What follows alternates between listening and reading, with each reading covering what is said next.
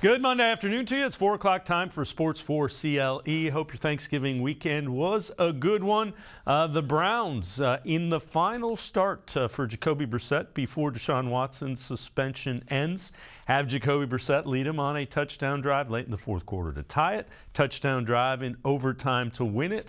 Let's head into the Browns locker room and hear what Kevin Stefanski had to say to the team after they beat the Buccaneers in overtime.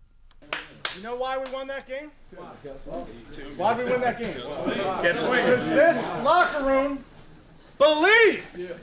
There was a belief. There was a belief the moment you walked in here, we were not leaving that field without a win. Am I right? Right. What we talked about last night. Setbacks paved the way for comebacks. It only happens when you believe, and it only happens with a great team win. Good job. Now, I'm going to give a game ball to a man that I believe is a great teammate, okay? I believe the way this man leads makes him a great teammate because he believes in one thing above all. He believes in this locker room, he believes in this team, and I appreciate number 7 for everything he's done.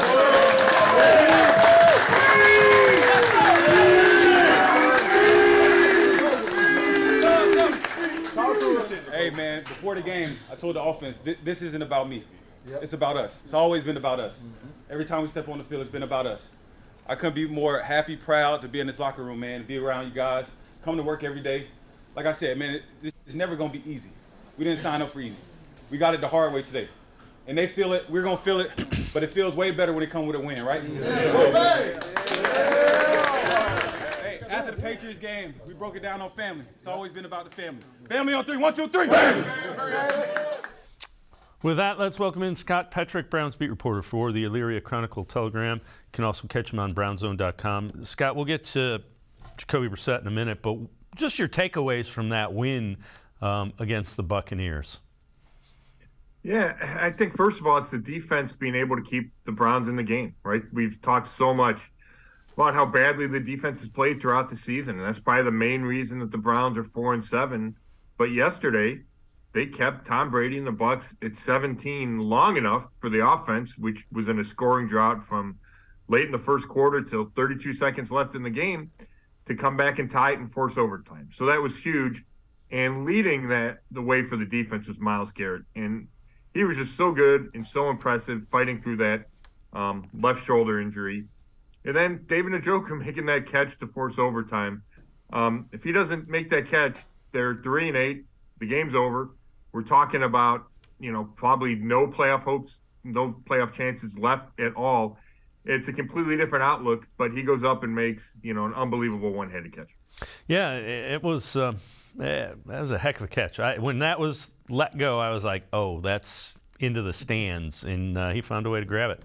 All right, some roster moves on the off day, and they had to make room to get Deshaun Watson onto the 53-man roster. So they are waiving Joshua Dobbs to clear room for him. They would like to get him back if he clears waivers. Chester Rogers also cut from the practice squad in a couple of moves. But the bottom line is they're getting ready for Deshaun Watson, and that will put a little bit of excitement, enthusiasm, probably not only in the fan base, but in that locker room as well. I definitely agree with that. Talking to guys yesterday, it was an interesting dynamic in the locker room because you have celebration of Jacoby Brissett not only getting a win against Tampa Bay, but just what he's done for 11 games and holding down the fort and becoming a beloved and respected leader. So there was that element, and people were, putting all their best wishes upon Jacoby. Joe Bitonio said it was bittersweet. But then you had, okay, here comes Deshaun Watson. And the realization of that, JOK said he expects it to be like a turbo boost to the offense. Wyatt Teller said, if any defenses want to play 8 men in the box, good luck to them because Deshaun Watson will make them pay. So I do think there's this feeling of anticipation and excitement given the immense talent that Deshaun Watson has and just what that can do for this offense and then this team overall. Without question. And the reason you pay a guy $230 million guaranteed is because you feel that if you give him the ball, last possession with a chance to win the game, he's going to do that most of the time. Yeah, not only that, but he can convert third downs, right, to keep drives going. The stuff that, we talk about the lulls that the offense has had, and yesterday wasn't the first time they had a lull. It was a much longer lull than normal. But, some of that is just go make a play on third down. And Jacoby Brissett, none of this is to criticize him because I thought he's made way more plays with his legs than I thought he would. He's made more throws than I thought he would, big throws down the field. But Deshaun Watson's another level of quarterback. And if he can, on 3rd and 6, escape a sack and go get a first down or turn that into a big play or a big chunk, or like Wyatt Teller said, if teams are saying, hey, we're going to take away the run, then he can go over the top, I think, probably more consistently than Jacoby Brissett can. So, yeah, the Browns consider him an elite quarterback, and elite quarterbacks change everything. Without question. All right, along those lines, let's head to the voicemail of Truth and Reason. Hey, this is Buddy, stuck in Baltimore, and I'll be super disappointed if I don't hear that Cleveland Stadium this week doesn't give an unbelievable ovation to Brissett. He has earned it. He's the kind of guy that if everybody on your team had a mental makeup of this guy, you'd be one hell of a team. He's modest, and he plays hard as can be, and he just never puts himself first, and he just does every single thing you want a leader to do. And I hope they stand and cheer for him for a couple of minutes, because I really like the guy, and I think he deserves it. All right, Scott, in 11 games with Jacoby Brissett, Browns produced the NFL's 5th-ranked EPA per drive, behind only the Chiefs, Bills, Dolphins, and Eagles. Those are 4 of the best teams in the league. Defense was 28th, and bad luck in one-score games, more to blame for the 4-7 record than Jacoby Brissett. I guess I'd sum it up like this. If you had told me Jacoby Brissett gave you the type of quarterback play that he gave you, I would have guessed the Browns would have been 7-4, 8-3 instead of 4-7. Yeah, there's no doubt about it, right? That was a big question mark, is how would the offense fare with him at quarterback, right? He didn't have a great record as a starter in his time with Indianapolis. Hadn't been a full-time starter in a couple of years. He didn't look great in the preseason. You're watching through training camp. You see some good stuff, but looked kind of slow. I thought he looked slow in that Carolina game. And then as he got more comfortable, I thought he played much better. And you're right. That stat, luck is – it's really hard to quantify luck, right? I get the one-score games, and some go your way, some don't. But the bigger issue was the defense, right? If the defense played better, this team would, whatever it is it 6-5, is it 7-4, whatever it is, would be in a position to make a playoff push with Deshaun Watson, as opposed to now needing to run the table, probably to have any realistic shot at going to the playoffs. All right, this is kind of interesting as well. Heading into yesterday's game, Tom Brady, 218-0, leading in the final 2 minutes of regulation by 7+ points, including the playoffs. Browns have now made that 218-1 with the overtime win. When you look at it in those raw numbers, that's unbelievable. Yeah, that's a fascinating stat that I saw yesterday. Part of that is he played on great teams, right, with a great coach, Bill Belichick, so they probably weren't giving away games at the end. And if they did, then Tom Brady would go win you the game. But he didn't do that yesterday. And, part of that's on the Bucs offense. Part of that's probably on Bucs coach Todd Bowles for being really conservative at the end and not calling timeouts to give Brady more time with the ball at the end. But then a lot of that's the defense. And I mentioned Myles Garrett. He had big sacks or big pressures at the end of regulation and in both drives in overtime. And I really can't express how impressed I was by Garrett, because I watched him take that big hit. He spins off the tackle and the guard drills him, and he runs to the sideline, slams his helmet down. His arm is hanging down, and yet he didn't miss a snap. And I think he played all but 4 snaps all game. So I was just, Myles Garrett takes, in my opinion, a lot of unfair criticism. Doesn't play hard enough, doesn't show up when he's needed. I think all that went out the window again yesterday. Yeah, and again, you really got to watch only him if you want to see what exactly he's going through and what he's doing on each and every play. Scott Petrick, Browns beat reporter for the Elyria Chronicle-Telegram, as well as BrownZone.com, and I going to step aside, take a quick time out. Other side of the break, we take a look at the Browns' defensive side of the football. Sports4CLE will be right back. Stay with us. Come back to go forward. Back to learning new things. Back to pursuing your dreams. Tri-C has flexible learning options to fit your life. And every year, more than 1,000 local companies provide Tri-C students with real-world learning. The right education can boost your lifetime earning power by hundreds of thousands of dollars. Start now with a college education you can afford. Tri-C, where futures begin. The Ohio Lottery Partners in Education program recognizes role model students and teachers from across Ohio. Nominations can now be done completely online. To nominate a deserving teacher or student, go to ohiolottery.com. In the About section, find Partners in Education. There you will find links to the nomination forms. Students kindergarten through 12th grade can be academic all-stars. Teachers can be honored as a Teacher of the Month. The Ohio Lottery Partners in Education, where stars shine. The Greater Cleveland Sports Hall of Fame celebrates the star athletes and notable sports figures who were born or have made their home in Greater Cleveland. It tells the story of discipline, commitment, perseverance, sportsmanship, and excellence in achievement. It encourages and inspires those who believe in sport and its direct impact on the well-being of our community. Go to clevelandsportshall.com or follow us on Twitter at GCLE Sports HOF for more details.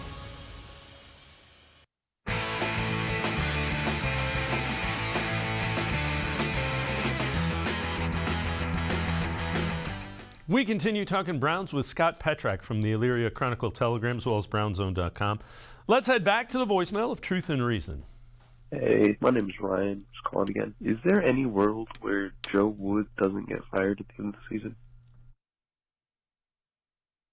Voicemails. Scott, I suppose if they win out, although even then, it's been 2 years where the defense has started very slow and has been really inconsistent this year.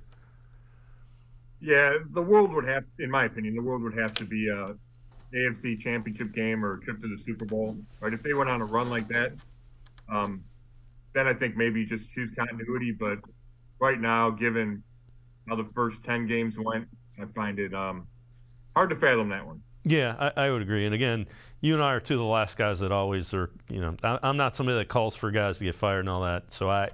But it's been that concerning defensively. This is kind of interesting. So the Buccaneers had 56 rushing yards on their opening drive of the game, and they finished with 96 yards. They were getting beat up a little bit on the national media front for not running the ball. That's why, because they were ineffective after the first drive running the football. Yeah, it's interesting because Tampa Bay didn't have much success all season. And then their win before the bye in Germany against Seattle, the Buccaneers ran it great. So you figured they'd come into Cleveland, run it great against the Browns defense that we know has really struggled to stop the run. And the fact that the Browns were able to limit that, really, I mean, that was the story of the game. Yes, they had Tom Brady, and limiting him and Mike Evans was big. But if Tampa Bay had been able to run it more consistently, they get another 3 points or 6 points and the game's over because the Browns offense wasn't doing anything. So that was really impressive and obviously surprising given what the Browns had. They'd given up 160 yards in 5 of the previous 7 games on the ground. Who kind of stood out in the run defense for you yesterday? Yeah, JOK flies around and makes tackles. He had the big, I don't know if it was a third down stop, where he penetrated and got in the backfield. And it resonated with me because when we asked him during the week about the run defense, he said they needed to be more aggressive and get into the backfield, which, seems a little counterintuitive with staying in your gaps and being really responsible. He wanted to be more aggressive, and it certainly showed up there. Now, I think there's plays where he's out of his gap and maybe his, exuberance takes him out of a play and that hurts, but he does show up, plenty of times. And then, it's got to be the D-line, too. It starts with the D-line. I noticed Jadeveon Clowney several times in the run game, and he's almost always good in that area, but I think he stood out yesterday. I would agree. Another guy who has been really good most of the year has been rookie cornerback Martin Emerson. Kevin Stefanski talked about what he has seen from Emerson as well as what his ceiling is. Well, the reason, we really liked him in the draft is a guy with that size that can run. That's rare. So good height, good length, can win at the line of scrimmage and then can stay with the receivers down the field. But he's again, young player, getting better, but he's getting some really good reps and getting better each week. You don't really want to put a ceiling on a young player. And I think he just, to me, is somebody that continues to get better.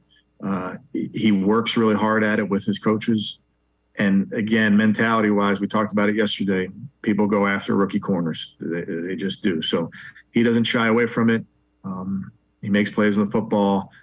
Obviously had the one penalty there, but I think that's the occupational hazard of playing corner. They're going to go after you. You're going to get beat every once in a while, but he keeps coming back and is resolute in that way. Scott, he was matched up against Mike Evans, which is a tough matchup physically, and I thought he more than held his own. Yeah, there's no doubt, and you can tell Brady, and Kevin's right, and Brady's not the first guy, but he went after Emerson. Over and over, you get that one-on-one matchup on the outside. Now, it was interesting, there were a lot of just straight go routes, right? There weren't a lot of variation, and that's a tough route to hit on. But Emerson was running, step for step, and he's physical at the line of scrimmage. All those things Stefanski said are on the money, and the kid keeps doing it week in and week out against really difficult competition, and he doesn't back down. He gets his hands on a lot of balls. I think he had 4 pass breakups yesterday. So he's been a real find, for not having a first or second round pick, and him being the first pick of this draft class, and really at a position that wasn't considered a position of need. It's starting to become obvious why the Browns wanted him and took him. Yeah, and you have to like the mindset. So take a look.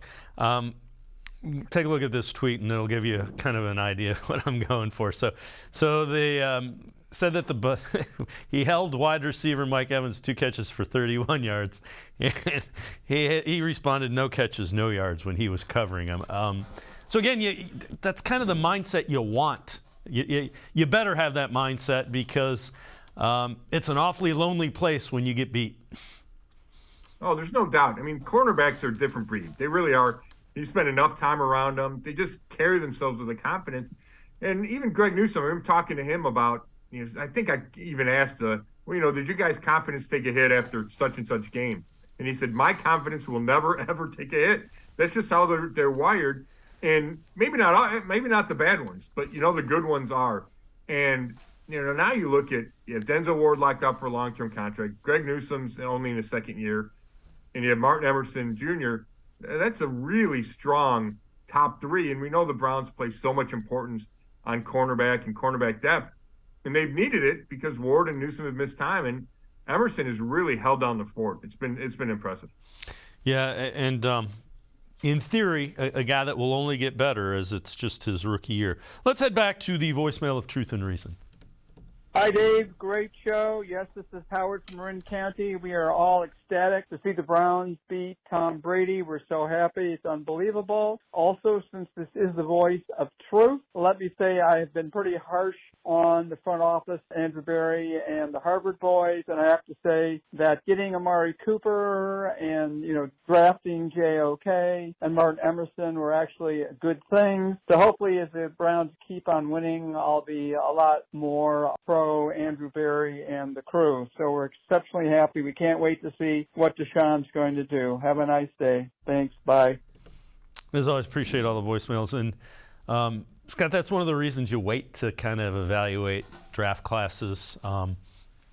Let's see how JOK continues to develop. The big question is still Jedrick Wills, I think.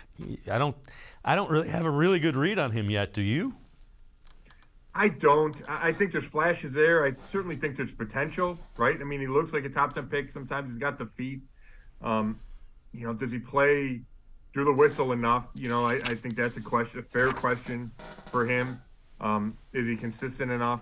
Certainly, you know, it's been hit or miss this season. But I think with Andrew Berry, you know, and I get it, you're coming off a win. It's always been good and bad, right? And there's always question marks. Austin Hooper looks like a terrible move. Amari Cooper looks like a great move. Jedrick Wills is questionable. I think Greg Newsom's really good. So there's good and bad. You just have to be, in the long run, there has to be more good than bad, right? And you can't have the big swings and misses.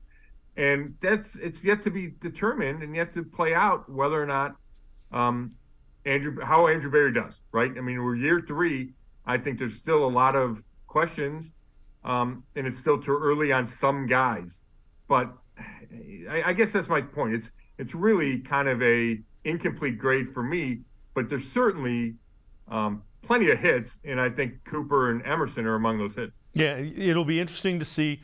A defining one could very well be if Deshaun Watson is the type of quarterback they project him to be.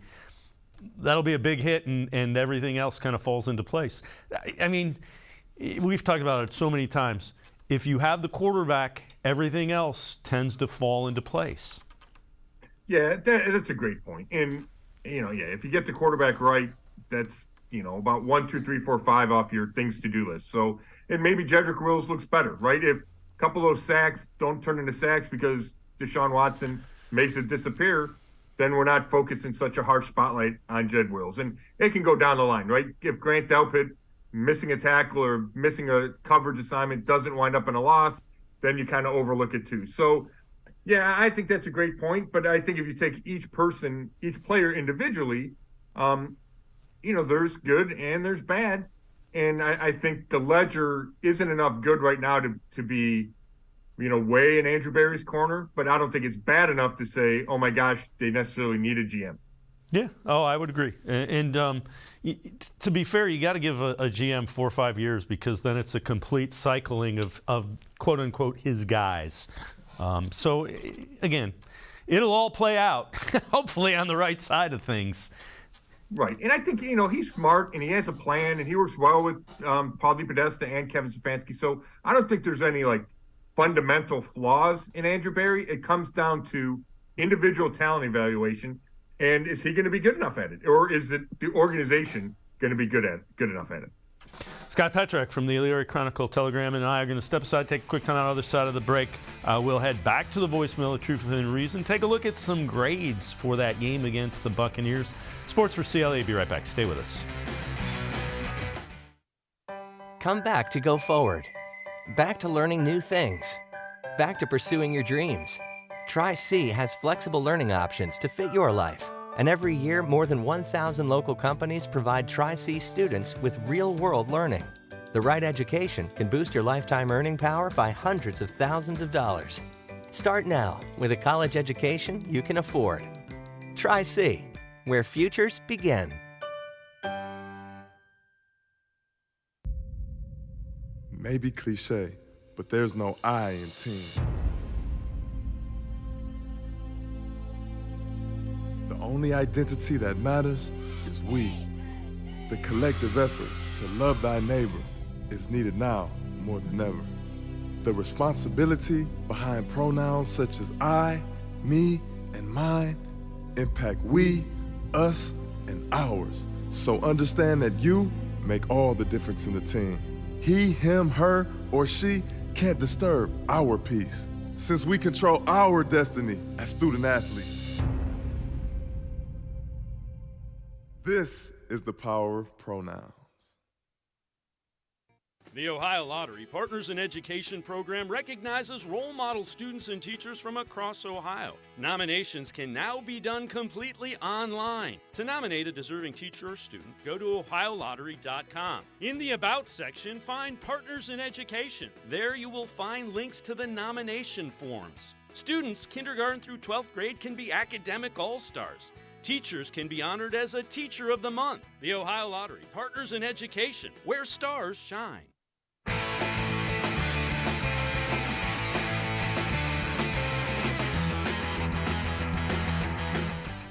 We continue talking Browns with Scott Petrak from the Elyria Chronicle-Telegraph. Let's head back to the voicemail of Truth and Reason.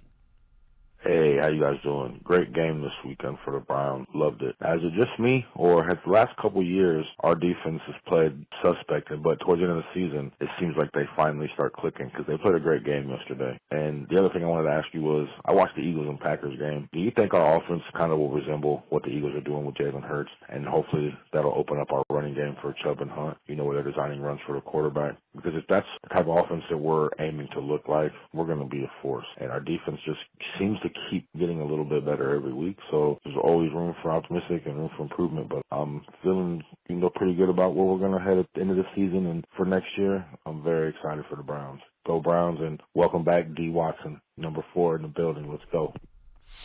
As always, appreciate all the voicemails. Scott, I don't think they're going to run Watson as much as Hurts. Hurts is kind of a power lifter, a bigger base. That's not Watson. But I do think the other thing is the Eagles don't have Nick Chubb or Kareem Hunt. Their running backs are fine. They're just not elite.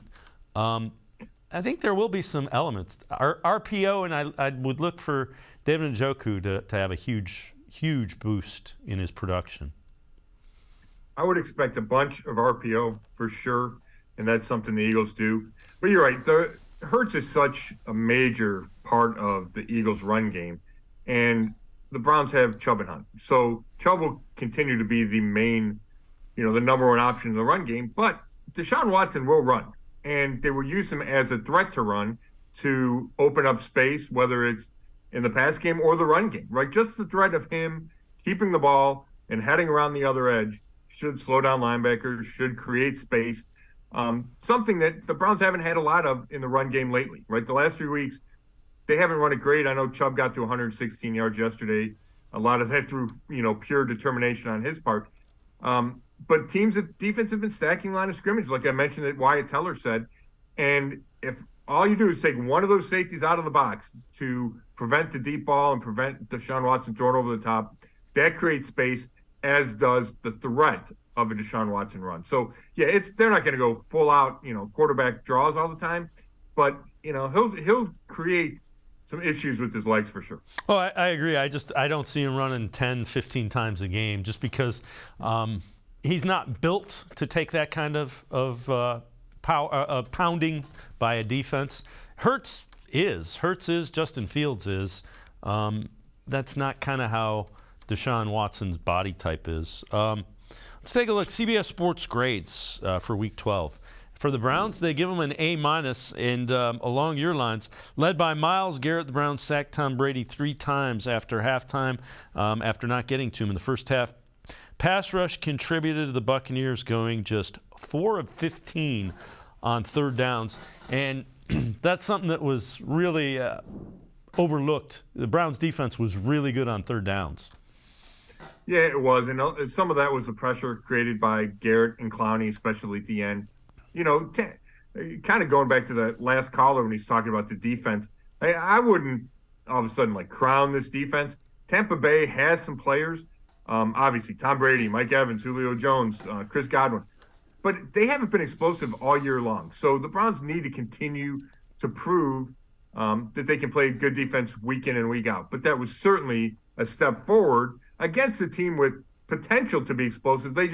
I'm kind of, I'm really stunned that Tampa Bay hasn't been able to put it together, and that continued yesterday.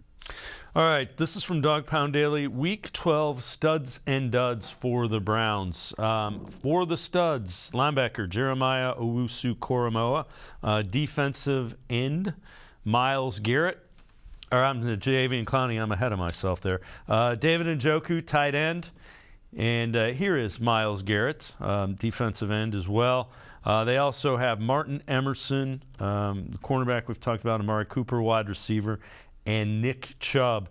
When we look at the duds, let's take a look at that. They go Denzel Ward, cornerback, Wyatt Teller, the guard, and Halaje Froholt as well. We talked a lot, Scott, about how well Martin Emerson played. Denzel Ward has had a couple of games where it's been less than what you would expect. Yeah, that's probably true. I know he gave up the touchdown yesterday. That was also a tough play. There was no pressure on Brady. He's one-on-one on the outside with Godwin. Godwin runs an out route and then, like, wheels around and comes back to the inside. I mean, that's a tough cover. And Denzel was right there. He had his arm in his stomach. In fact, I think he got called for pass interference. He was all over him, but Godwin still makes the catch. I get it. You're a corner. You give up a catch or two, and it looks like the world's ending. I don't think Denzel's been bad overall. Obviously, he dealt with the injury that he had to overcome. But I still think he's really good, and maybe that's the sign of being really good is you give up a couple completions, and I get that one of them was a touchdown, but people point fingers at you. And then the interior of the line, that's tough. Teller's still dealing with that calf injury. Yelda Froholt is his first start at center, and they're playing Vita Vea and Akeem Hicks, right? So that's a tough matchup. I get it. They struggled, but there's reasons why they struggled. Yeah, without question. And I guess the other thing about Ward is we expect him to be a lockdown corner, one of the best in the NFL. So there's a high grading curve for Denzel Ward with the fan base, without question. All right, let's head back to the voicemail of Truth and Reason.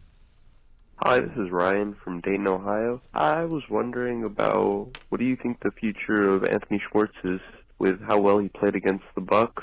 He had a touchdown and his sheer speed. Now Deshaun will be back for this game. Do you think we'll start to use him more in the future? Thanks for taking my call. As always, appreciate all the voicemails.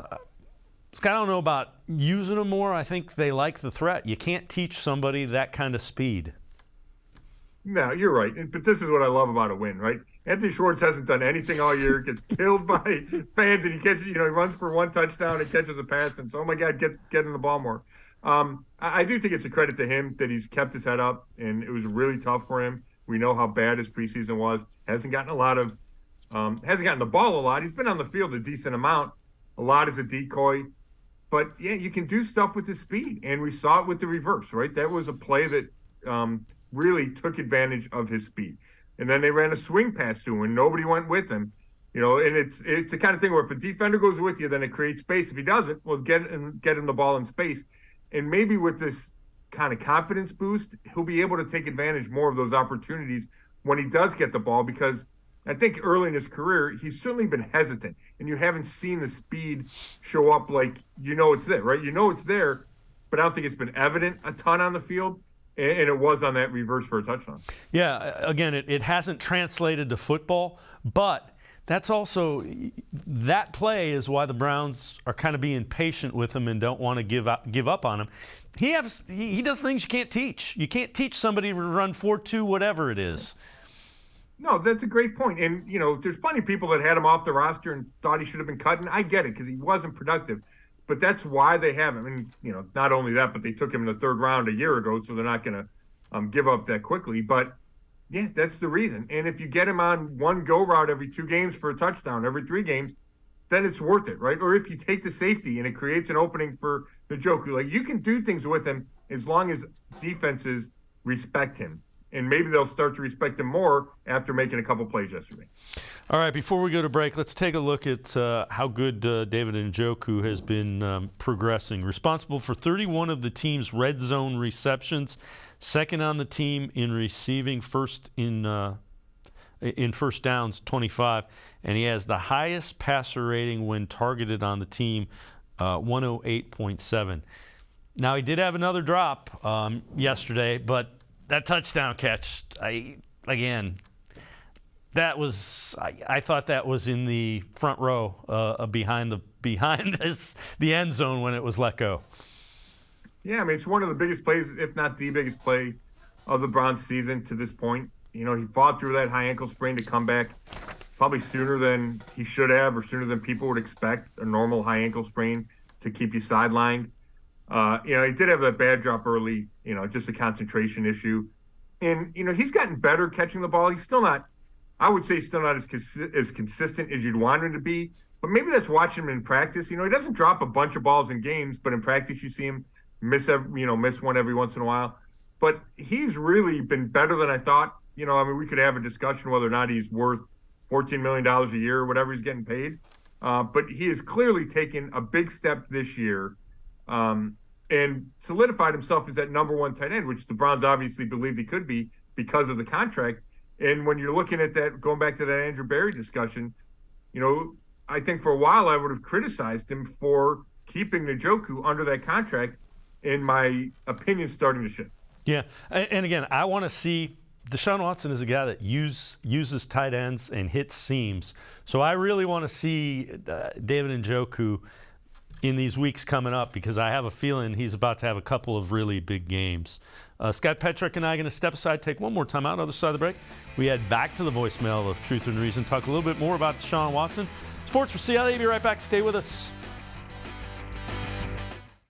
The Ohio Lottery Partners in Education program recognizes role model students and teachers from across Ohio. Nominations can now be done completely online. To nominate a deserving teacher or student, go to ohiolottery.com. In the About section, find Partners in Education. There you will find links to the nomination forms. Students, kindergarten through 12th grade, can be academic all-stars. Teachers can be honored as a Teacher of the Month. The Ohio Lottery Partners in Education, where stars shine. The Greater Cleveland Sports Hall of Fame celebrates the star athletes and notable sports figures who were born or have made their home in Greater Cleveland. It tells the story of discipline, commitment, perseverance, sportsmanship, and excellence in achievement. It encourages and inspires those who believe in sport and its direct impact on the well-being of our community.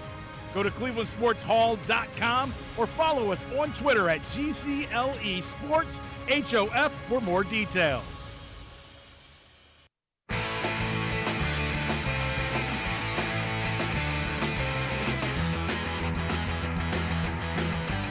We continue talking Browns with Scott Petrick, Browns beat reporter from the Elyria Chronicle-Telegraph. Let's head back to the voicemail of Truth and Reason. Yes, hello. I was just going to make a comment about when Deshaun Watson comes back. Here's the deal. I'm a Browns fan, and I live in Kansas, and I am surrounded by Chief fans.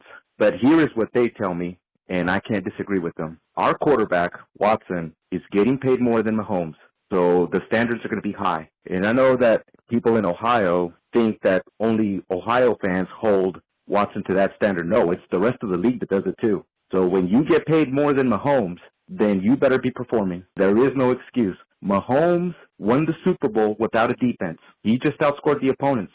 So whether we have a defense or not, when Watson comes back, he better be outscoring the other opponents. You can say, oh, well, he's rusty because he hasn't put into his... I'm sorry. When you're getting paid $230 million, you better be ready to go. We as fans expect you to be ready to go. The rest of the league expects you to be ready to go. And if they even say anything like, well, we don't have the receivers, I'm sorry, that's not an excuse either.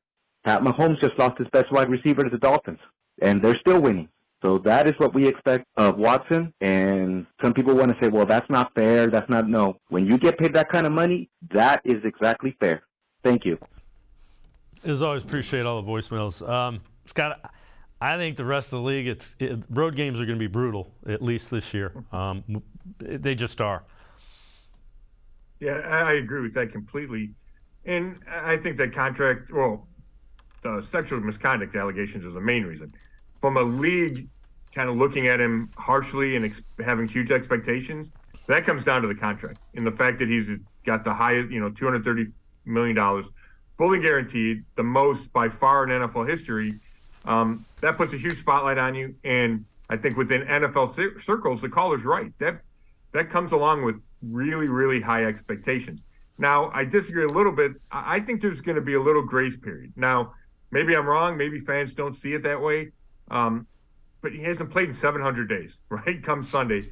So I think it's only natural and probably fair to expect a little rust and some growing pains, at least for the first week or two.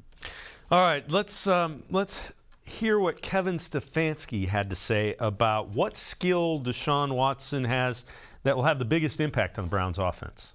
Deshaun's played a lot of football. He's played in a lot of big games. So I think the tape is out on him. I think everybody has seen his ability to make all the throws, very athletic, can make plays with his feet, but can really hurt you from the pocket as well. So I'd say his versatility is something that you've seen over the course of his career.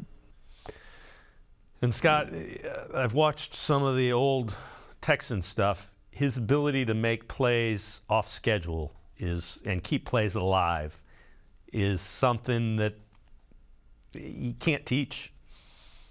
No, you can't. And Kevin's not going to give away anything, and he doesn't answer a lot of questions anyway. But I think you're right. I think that's what he would refer to is the threat of the legs and those off-schedule plays.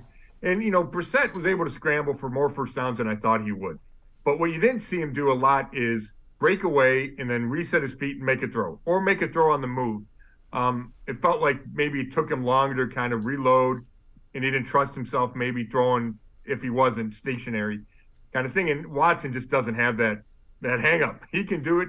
Seen many plays, there's a couple plays that he made that really stick out where he'd avoid a sack. He's almost fallen down and he makes a throw. And those are things that, the play callers love, because then you don't always have to call a perfect play. Your guy can just make something happen either with his feet and then buying time to use his arm.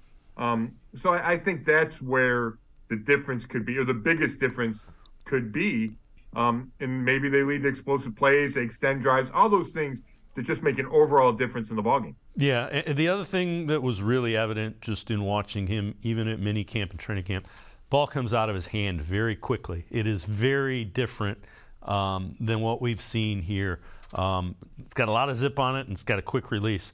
Kevin Stefanski also was asked how the offense would change with Deshaun Watson as a quarterback. I think we'll see is probably the short answer. What we'll always do, Jeff, is try to maximize the talents of our players. So there are things that you certainly will do with Deshaun. There's things that Jacoby was really good at, but you just want to always be thinking about your players and doing what they do best. So ultimately, it's our job to look at our players, who we have, and what are the things we want to do that maximize their talents. So I'll translate. I know, but I'm not telling you. Well, for sure. And I don't know if that's going to take a couple of weeks where we fully see everything that the game plan can be with Deshaun Watson. But, you've mentioned the tight ends a couple times, and it'll be interesting because a lot of Jacoby Brissett's deep throws have been go routes or corner routes to the sideline.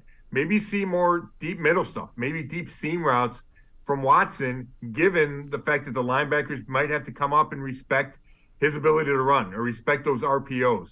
So maybe that's something you see in addition to the few quarterback runs, the zone read options, all that kind of ball handling stuff that keeps the defense from committing to one thing or another.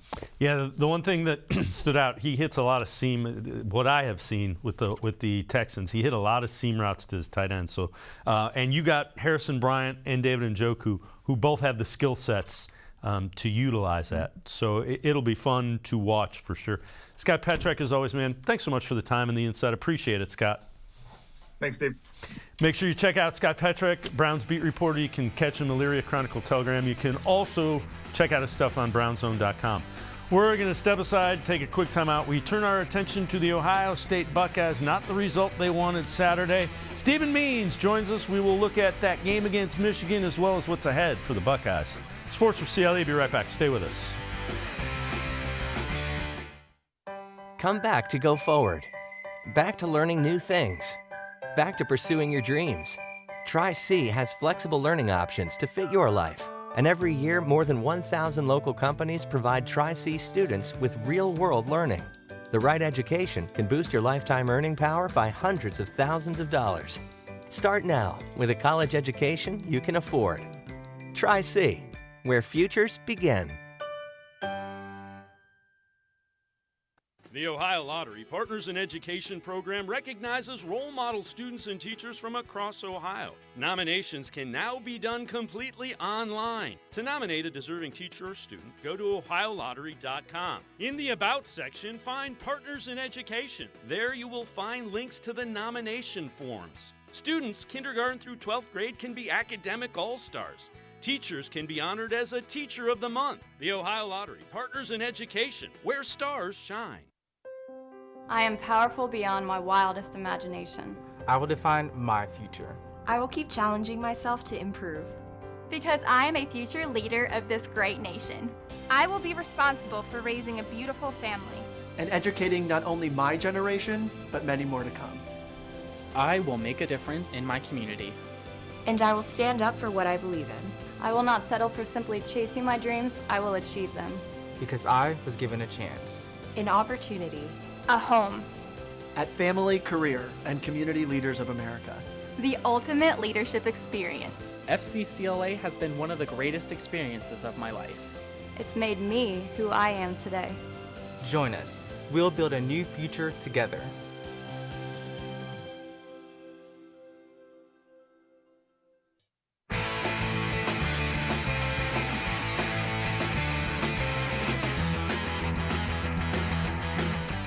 We turn our attention to college football, and the Ohio State Buckeyes lost a tough one to Michigan in the game on Saturday. And let's take a look at this. So Michigan's defense has allowed just one play of 60-plus yards all season. Michigan offense had 4 touchdowns of 60-plus yards against the Buckeyes on Saturday. Let's welcome in Stephen Means, Buckeyes beat reporter for Plain Dealer, cleveland.com. Stephen, takeaways from that, obviously a big place killed the Buckeyes in that second half.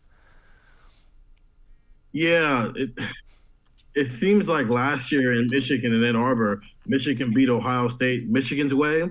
This year they beat Ohio State's Ohio State way.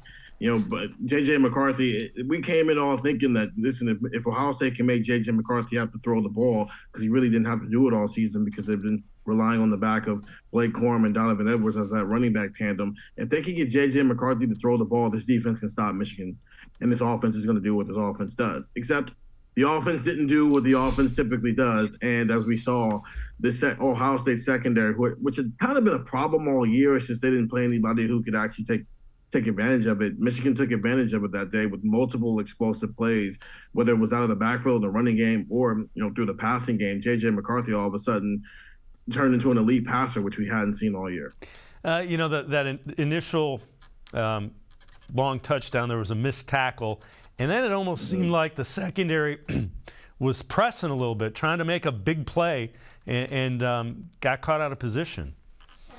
Yeah, it feels like that first touchdown pass, that 69-yarder that J.J. McCarthy threw, Jim Knowles sent a blitz, a zero coverage blitz on a 3rd and long, which that's already the questionable decision. You probably could have played it safe there. You didn't need to be over aggressive. But from that point on, it was almost a downhill spiral for the defense. Because if you remember, the first quarter was pretty good. Ohio State's defense was getting off the field and giving the offense time and time again to score. They just weren't taking advantage of it. But it felt like that first initial big play for a touchdown that we saw from Michigan opened the floodgates for its offense to really do whatever it wanted against Ohio State all afternoon. When you look at this, what do you think C.J. Stroud, Ryan Day, how does it affect their legacy? So C.J. Stroud, whether he plays again for Ohio State or not, the only person in Ohio State history who has thrown more touchdown passes and thrown for more yards than him is J.T. Barrett, who was here forever and a day. It took him 5 years to accomplish basically what C.J. Stroud did in 23 games here. And through C.J. Stroud, Ryan Day has accomplished the very thing he was hired to do. He not only fixed the passing game with guys like Dwayne Haskins and Justin Fields, but he's taken this passing game to heights that Ohio State fans have never seen from this program. If you go look at the passing record, but it's all filled with guys who played for Ryan Day at this point, and none of it matters. C.J. Stroud might be the number 1 pick in the NFL draft, and none of it is going to matter. He might be a finalist for the Heisman Trophy again, and none of it matters because he's 0-3 against Michigan, and that's where his legacy starts, and that's kind of where it ends. And the way he was speaking after the game, even he understands that. He even said it. People are going to say, I never won the game. He never won a Big Ten championship game. He never done any of the things that you would expect to see. Quarterback, some of it is, can you win? And he didn't really win any of the big games here, which is unfortunate because from an individual talent standpoint, he accomplished some great things here. And for Ryan Day, he's 1-2 in the rivalry now, and he's lost his last 2 in pretty emphatic form at this point. And so I don't want to say he's on the hot seat. I don't think that's a hot take, and it's almost too emotional. But I do think that space heater that sometimes people sit under their seats when they're working, that got turned on Saturday because that didn't look good. So it's another 365 days of waiting until they go back to Ann Arbor, where he's going to have to do it with a brand new starting quarterback most likely. And now the question isn't, hey, can Ohio State avenge a loss to Michigan? It's, can Ohio State keep from losing 3 times in a row for the first time since the 90s? Yeah, there's some elements of the fan base that are going crazy with Ryan Day, and that it just shows you how effective the two previous head coaches were against Michigan, that you lose a couple games in a row to a really good program. I mean, Michigan's been really good the last 2 years. So it's got me scratching my head a little bit. It's hard because Urban Meyer went 7-0. Jim Tressel went 9-1. But Jim Tressel got the number 1, number 2 game in 2006, the game of the century. Urban Meyer got the number 2, number 3 game in 2016, which was a double overtime game. The spot, the thing Jim Harbaugh likes to do. But if you look at a lot of those other Michigan teams they were playing, they weren't good Michigan teams. Michigan made 2 bad hires in a row with Rich Rodriguez and Brady Hoke at a time when Ohio State was ascending into one of the best programs in the country. And so because of that, you got 1 loss between 2 coaches in basically 20 years. Ryan Day's not playing against that type of Michigan team. He's playing against a Michigan team that is a legitimate national championship contender the last 2 years. And it's not an excuse. He still needs to win that game because the coaches before him raised the expectation.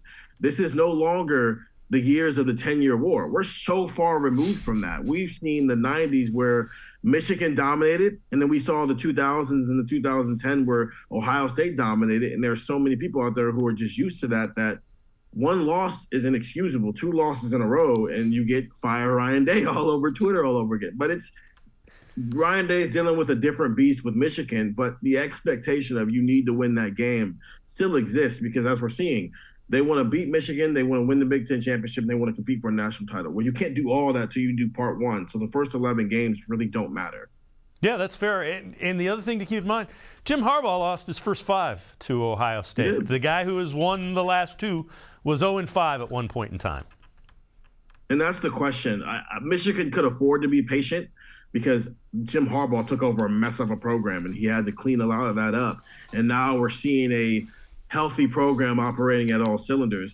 Well, Ryan Day took over a Ferrari. Let's just be honest here. Urban Meyer had won back-to-back Big Ten championships. Ohio State was predominantly one of the 3 best programs in the country, along with Clemson and Alabama. And the first year was great. The second year was great, even if it was in COVID. They got to the national title. But for the last 2 years, no playoff appearances, no Big Ten championship, and no win over Michigan. It's headed in the wrong direction where it feels like Urban Meyer's is. I felt like Jim Harbaugh's program is now headed in the right direction. And so you fixed the staff last year. You went and got a $2 million defensive coordinator in Jim Knowles and got rid of everybody but Larry Johnson. So you can't do that again. You can't implode the coaching staff again. So it's going to be a off season of a lot of looking within, whether it's, other people in the program or more importantly, Ryan Day looking at himself and thinking, what can he do to be better so that this isn't the feeling Ohio State fans and more importantly himself and these players have 365 days from now in Ann Arbor. Stephen Means, Buckeyes beat reporter for cleveland.com and the Plain Dealer, and I are going to step aside, take a quick time out. Other side of the break, we'll hear from Ryan Day. What's next? We'll talk college football playoff. What has to happen for the Buckeyes to have a shot? Stephen Means and I return on Sports4CLE. Stay with us.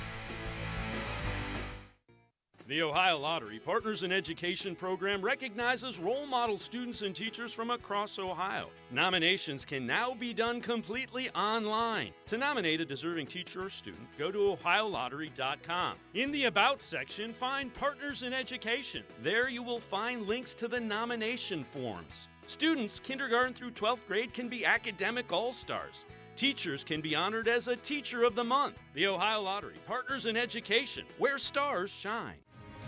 The Greater Cleveland Sports Hall of Fame celebrates the star athletes and notable sports figures who were born or have made their home in Greater Cleveland. It tells the story of discipline, commitment, perseverance, sportsmanship, and excellence in achievement.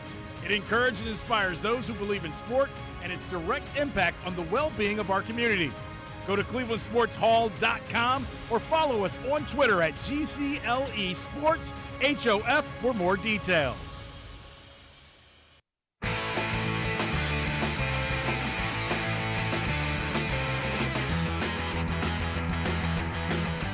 We continue talking Ohio State football with Stephen Means, Buckeyes beat reporter from the Plain Dealer, as well as cleveland.com. Ryan Day on that loss to the Wolverines, as well as looking forward to if he believes the Buckeyes are a college football playoff team. We'll figure out what's next. I don't know exactly what is next right now, but that's life at Ohio State. And, I certainly know what this game means to everybody. And so, when you lose, it all comes back to me. I'm the head coach, and that's what probably hurts the most.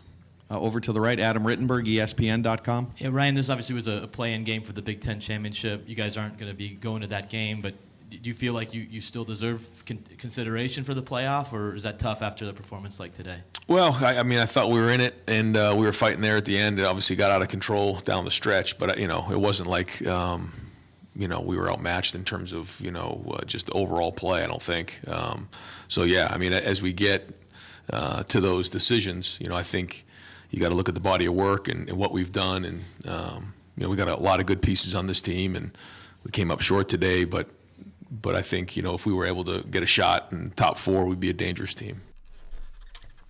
So, Stephen, when you look at that, so LSU actually lost to Texas A&M over the weekend as well. So TCU and USC will likely be 3 and 4 in some order. They still have their conference championship games. If one of them loses, TCU scheduled to play Kansas State. They beat them by 10 at home earlier. USC plays Utah, who's the only team to beat them. If one of those teams loses, do you think the Buckeyes are the 4th team, if you will? I think for the first time all season, the college football playoff ranking show on Tuesday matters to Ohio State. Because before, it's like, just keep winning and you're in, just keep winning and you're in. That's not the case anymore. Obviously, they no longer control their own destiny. I think TCU might get in regardless. We'll see, though. I think we're going to learn a lot, though. If Ohio State is 5, then there's yes to a lot of the questions you just asked. If somehow Bama sneaks up there and they're 5, which I think fans would probably burn down the entire SEC if that happened, then you're probably out of it. But I do think there is a world where Ohio State's only loss this season is to the number 3 team in the country when both of them were 11-0. And I've been saying this, if this game happens this upcoming Saturday, where it's a year from now and there's no division, so Ohio State and Michigan are playing in the Big Ten championship game, then it's no different than the Alabama-Georgia game last year. They both get in because they're 11-0, and one team's just a higher seed. But I do think all Ohio State fans are going to be Utah fans on Saturday because that's their best bet. Because then it's a USC team who is a 2-loss non-champ versus who's lost to the same team twice versus an Ohio State 1 loss, and it's only against the number 3 team in the country where you've been habitually in the top 4 all season long. So if Ohio State really wants to, the best scenario is USC loses on Saturday. Anything other than that, you're leaving it up to thin air and you're leaving it up to the football gods that maybe, the committee has not been so high on TCU overall. They just had to keep moving them up because they were undefeated. But, it's funny. On January 1st, you're rooting against Utah because Ohio State's playing them in a Rose Bowl. And now here we are 12 months later. It's go Utes if you're an Ohio State fan because that's your best bet probably. We talked a little bit about C.J. Stroud. Your feeling is he's going to end up going – at worst, he's probably a top 5 pick in the upcoming NFL. At worst. So is your thought process he goes to the into the NFL draft? Yeah, Saturday was his last game in Ohio Stadium, regardless of the result. It's just because they lost, you're asking it in a more somber way than it's, hey, man, what are you going to remember about your time at Ohio State? But, yeah, this guy has been a presumed first-round NFL draft pick since basically the end of last season, and he's been in the running for the number 1 pick. He's got, depending on what happens here, man, he's either got 2 games left or maybe no games left if they don't make the playoff and he decides to opt out because he'd rather not play in another Rose Bowl. But, yeah, I'd be highly shocked if we see C.J. Stroud play another game in Columbus. What do you think he'll be like as an NFL quarterback? You've seen him play a lot, and you've seen a lot of guys have success. Yeah, I've seen a lot of C.J. Stroud football. I think he'll be good. He's not Justin Fields. He's not that level of athlete. He's probably Joe Burrow-ish. I understand that CJ didn't run at Ohio State. Not all of that is in his decision. Some of that is in the guy who's developing his decision to say, hey, don't run the ball. I think he's a better runner than he's given credit for, even if he isn't. It's not his best skill set. I think his game is catered more to the NFL where, yes, there are running quarterbacks like Justin Fields and Kyler Murray and Lamar Jackson, but there's also the Joe Burrows, the Tom Brady's, the Justin Herberts, these guys who aren't run-first quarterbacks, who get it done with their arm from inside the pocket and are elite, high-level IQ football players. And so I think with him, though, because he's not the freak athlete, it is going to depend on where he goes and what system he gets thrown into. But I think he'll be a quality NFL quarterback. And between what Justin Fields is starting to do with the Chicago Bears now that they finally have decided to invest in him and put weapons around him, and what C.J. Stroud I think he might do, we're going to start seeing that reputation of Ohio State's quarterback start to turn around a little bit here. Stephen Means, as always, great stuff. Thanks so much for the time and the insight. Appreciate it, Stephen. Definitely. Thanks for having me. All right, Stephen Means, make sure you check him out. Buckeyes beat reporter, plain dealer, and cleveland.com. It's going to do it for this edition of Sports for CLE. We will see you back here tomorrow at 4 o'clock. Have a great night, everybody. See you tomorrow on Sports for CLE.